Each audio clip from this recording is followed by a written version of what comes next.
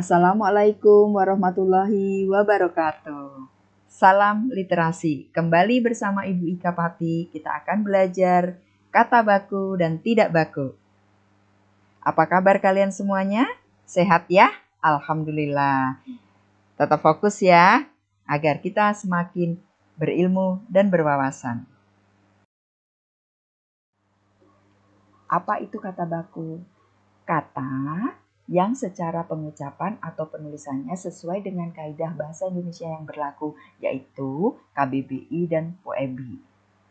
Kata baku digunakan dalam ragam bahasa resmi. Kapan itu? Pada situasi formal, seperti rapat dinas, pidato kenegaraan, komunikasi dengan guru atau atasan, dan komunikasi resmi lainnya.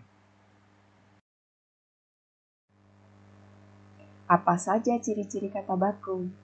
Ciri-ciri kata baku dibagi menjadi 5. Di antaranya, tidak terpengaruh bahasa daerah, tidak terpengaruh bahasa asing, memakai imbuhan secara eksplisit, tidak menimbulkan kerancuan, dan sesuai dengan konteks. Di sini Ibu Ika ingin menjelaskan dan memberi contoh ciri-ciri kata baku yang pertama, yaitu tidak terpengaruh bahasa daerah. Maksudnya apa? Dalam komunikasi sehari-hari, kita seringkali mengucapkan kata yang masih terpengaruh dengan bahasa daerah, baik itu asal-usul kata bahasa daerah maupun cara mengucapkan seseorang yang terpengaruh kepada daerahnya. Contohnya, kata baku kamu tidak bakunya lo. Dia tidak bakunya doi. Pergi tidak bakunya pergi. Kerja kata tidak bakunya gawe. Saya mau gawe. Nah, kata bakunya adalah saya mau kerja. Saya tidak bakunya adalah gue. Lapar tidak bakunya adalah lapar. Siapa yang pernah mengucapkan saya lapar nih? Itu ya, sering terucap ya. Kemudian rapi. Nah, banyak orang yang mengatakan rapi. Nah, itu terpengaruh dari bahasa daerah. Kemudian camilan.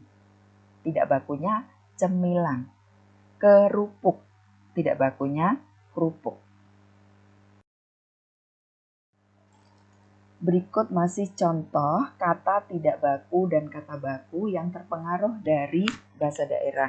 Misalnya, kata baku atap, tidak bakunya atep. Tidak, banyak yang mengatakan kagak. Nah, biasanya kagak ini dari unsur bahasa daerah Betawi. Kemudian sudah, udahan. Kata baku kemarin, banyak yang terdengar oleh kita adalah kemarin. Kemudian sepertinya, tidak bakunya kayaknya. Kemudian aktif. Karena pengucapan pengaruh dari daerah, ada yang mengucapkan sebagian orang aktif, ya, F menjadi P. Nah, kemudian contoh yang berikutnya adalah rumit. Tidak bakunya adalah jelimet, dari bahasa Jawa nih contohnya ya. Ciri yang kedua, tidak terpengaruh bahasa asing. Maksudnya adalah tidak terpengaruh oleh struktur kalimat bahasa asing. Pengaruh bahasa asing umumnya terlihat dari penambahan kata baku, pertukaran posisi, dan perbedaan makna, termasuk juga cara penulisan ejaannya. Berikutnya adalah contoh kata baku dan tidak baku. Kata baku kesempatan lain, tidak bakunya lain kesempatan. Nah, ini pertukaran posisi. Yang kedua, itu benar. Tidak bakunya itu adalah benar. Tidak perlu kata adalah ya. Sangat benar. Benar sangat. Telepon. Nah, banyak yang menulis telepon. Nah, kemudian seluler. Seluler. Itu ejaannya ya berbeda. Kemudian teori dengan teori. Energi dengan energi. Jadi yang tidak bakunya itu adalah energi. Pakai J. Itu pengaruh dari bahasa asing dan dari pengucapan daerah tertentu. Misalnya formal, penulisan yang tidak baku itu adalah formal. Kemudian baku kata ekstra, tidak bakunya ekstra. Jadi pengaruh pada tulisan ejaan itu sangat sering terjadi atau muncul. Masih banyak nih contoh nomor 2 ya, yang tidak terpengaruh bahasa asing. Nah, hierarki, salat, solat atau salat. Desain, analisis, analisa, kreativitas, teknologi,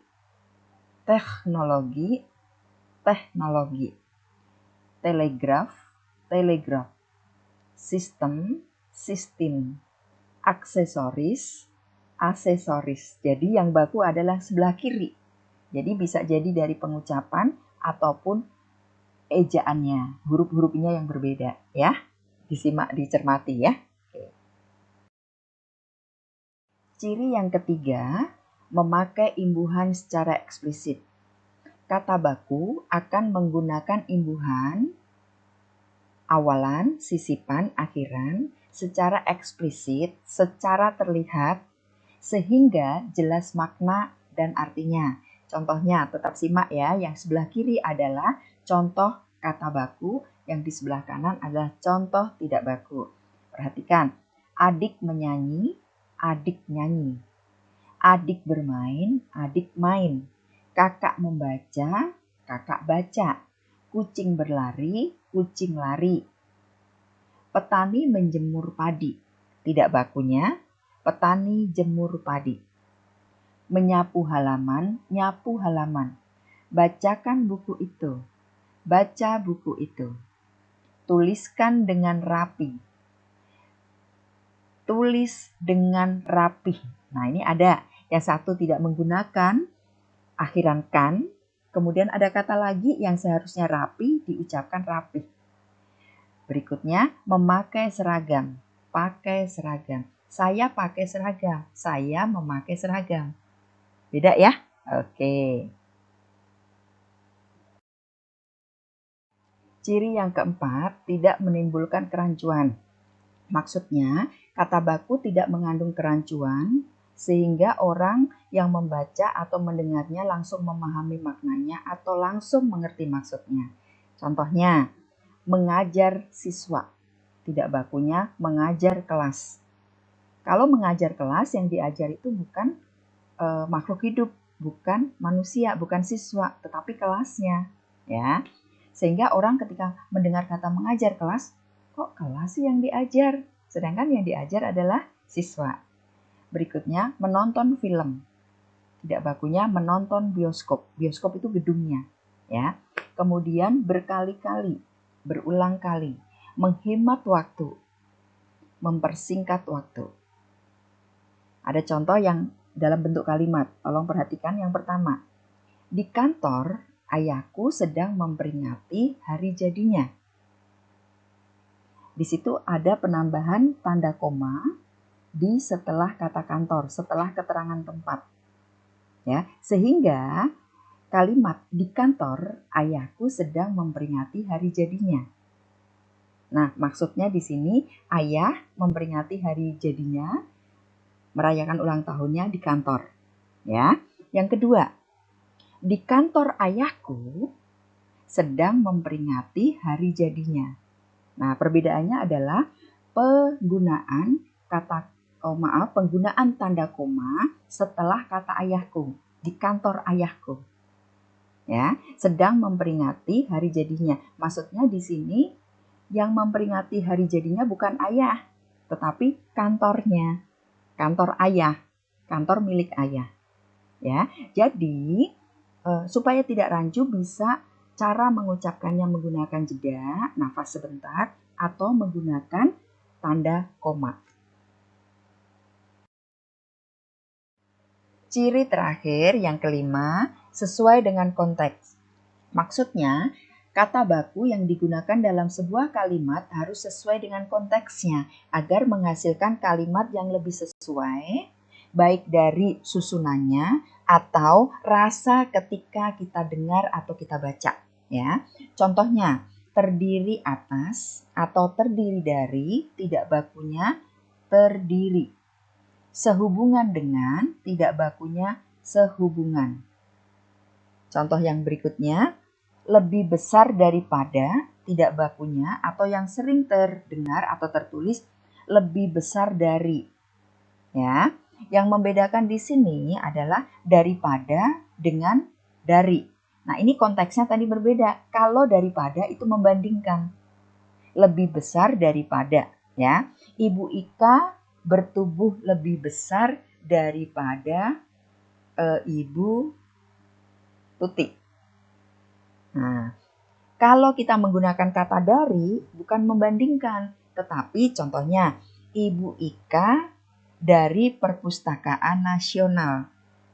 Murid-murid kelas 6 dari kunjungan ke Museum Zoologi. Ya, jadi daripada untuk membandingkan, kalau dari itu berasal dari mana, seperti itu. Jadi kalau membandingkan menggunakan kata daripada, ya.